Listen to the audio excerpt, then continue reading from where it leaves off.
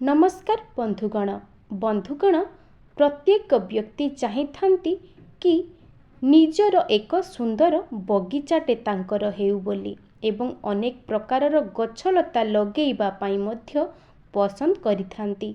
किंतु वास्तुशास्त्र अनुसारे किछि गछ घर पाई अशुभ होइथाए, एमिति कि से गछ अनेक विपद मध्य घर को आनी देइथाए।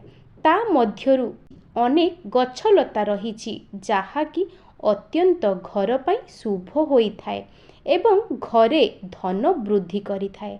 ता सहित सेही गछटी समस्त विपदरु मध्य आमको रक्षा करिथाए, घरु वास्तु दोष को दूर करिथाए।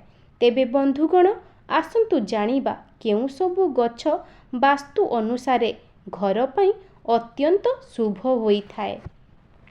प्रथम हेउछि तुलसी गछ। बंधुगण आम हिंदू सनातनी धर्म रे तुलसी गछ को मातांकर स्थान दिया जाइछि। एमिति कुहा जाए कि जेउ घरे तुलसी गछटे सकाळ संध्यारे पूजा अर्चना करा जाए, सेही घरे भगवान श्री विष्णुंकर कृपा सदा बेले रही थाए। एहा आपणको घरे थिबा समस्त नकारात्मक ऊर्जा को दूर करिबारे क्षमता रखी थाए। किंतु बंधुगण ध्यान रखिबे, एही तुलसी गछ को दक्षिण दिगरे भूल रे मध्य लगेइबे नाही, नहेले एहा उन्नति बदलरे अधिकरु अधिक मात्रा रे क्षति पहुंचाइबो। मने रखिबे आज्ञा, तुलसी गछ को सर्वदा पूर्व ईशान्य कोण रे लगाइबा उचित।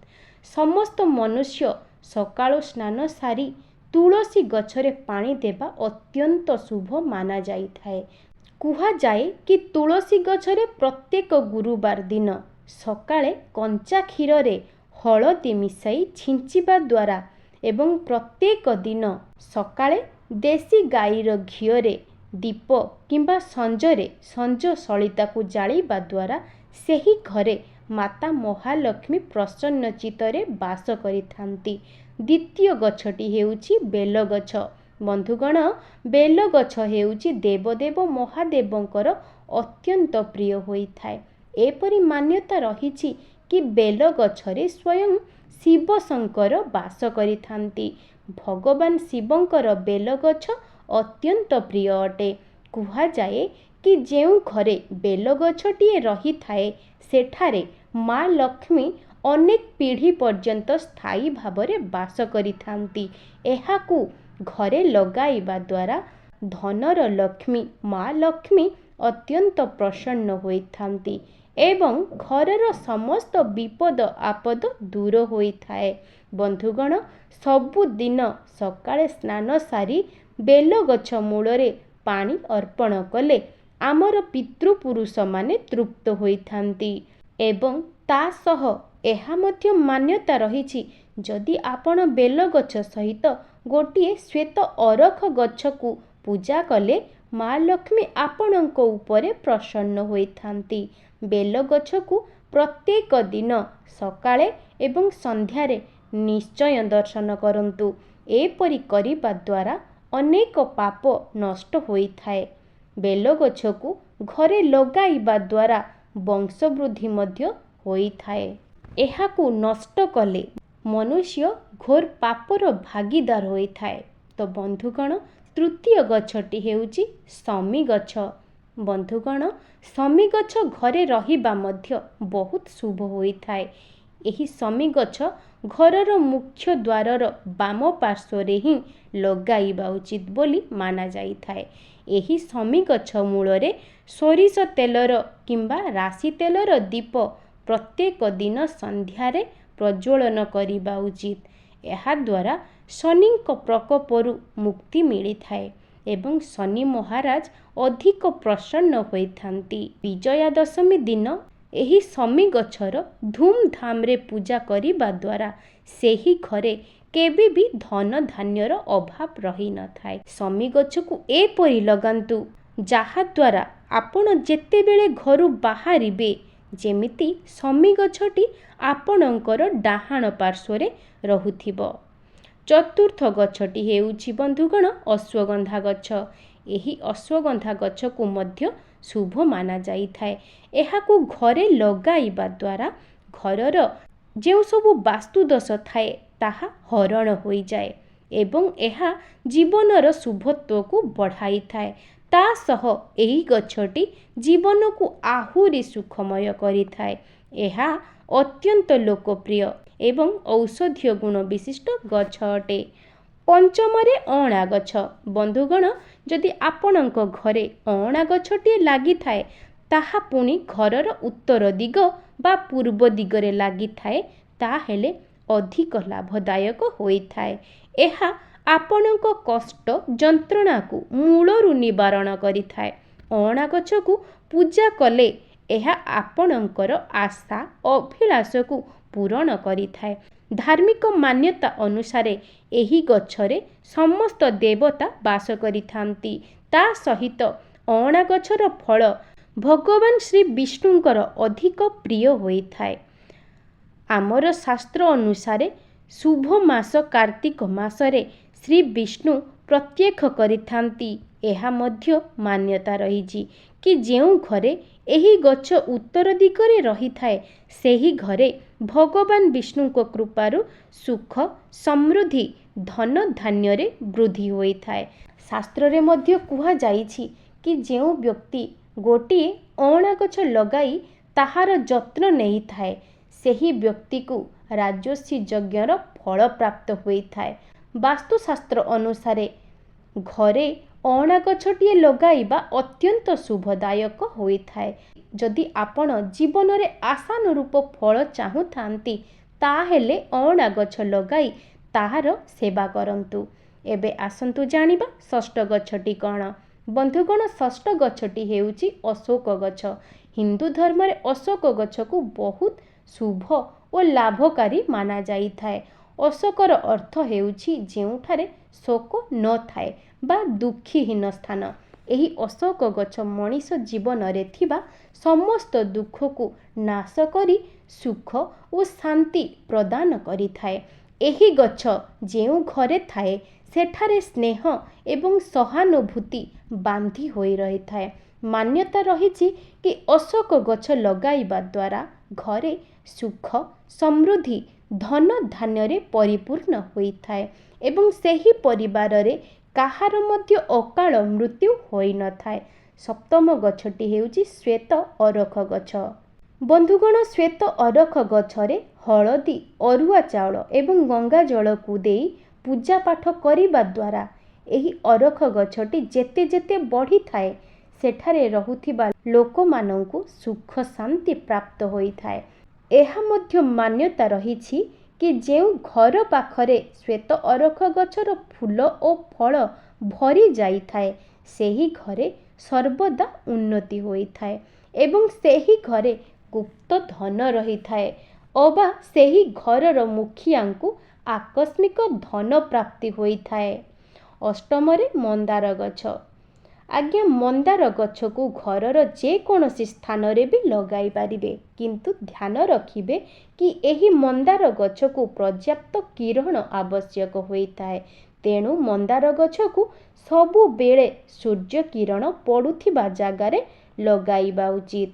ମନ୍ଦାର ଫୁଲକୁ ପାଣିରେ ପକାଇ ସୂର୍ଯ୍ୟ ଦେବତାଙ୍କୁ ଅର୍ପଣ କଲେ ଆଖି ରୋଗ, ଅସ୍ଥି ରୋଗ ଦୂର ହୋଇଥାଏ ଏବଂ ସମାଜରେ ଆପଣଙ୍କର ମାନ ସମ୍ମାନ ବଢ଼ିଥାଏ। ମଙ୍ଗଳ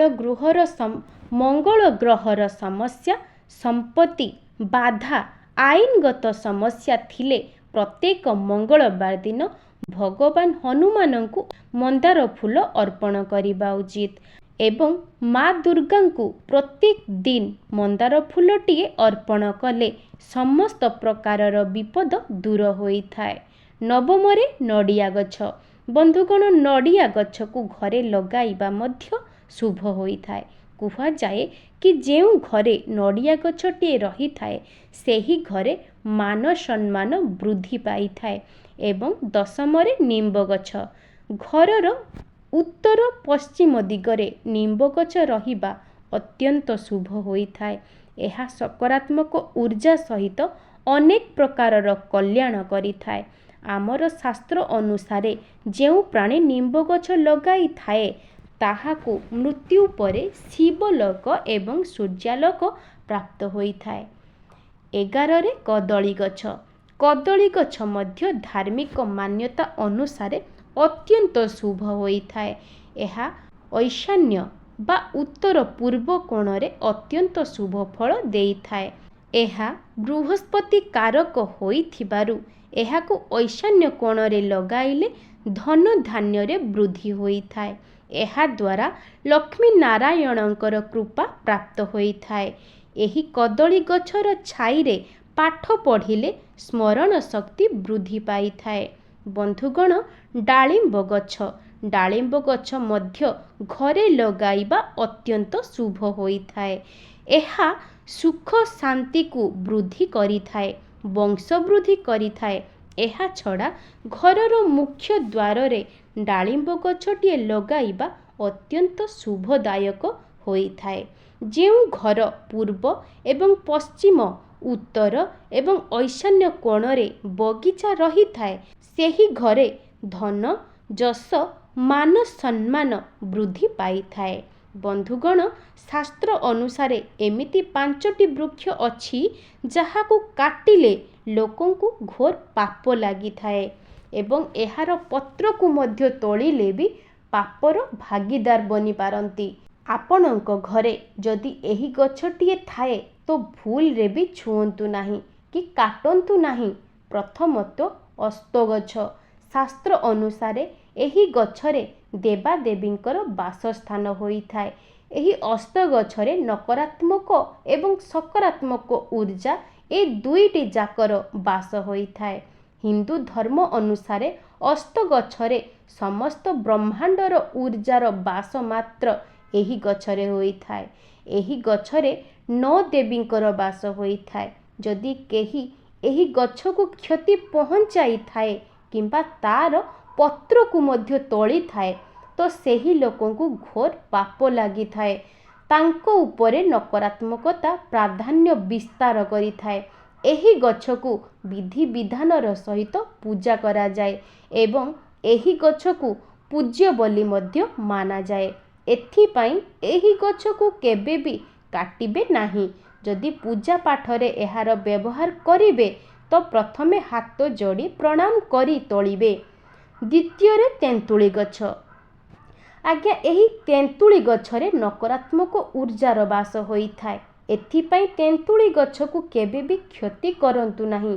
एही गछ केबे भी आपणकर किछि क्षति करिवो नाही। माना जाए एही गछरे भूत प्रेतर वास होई थाए।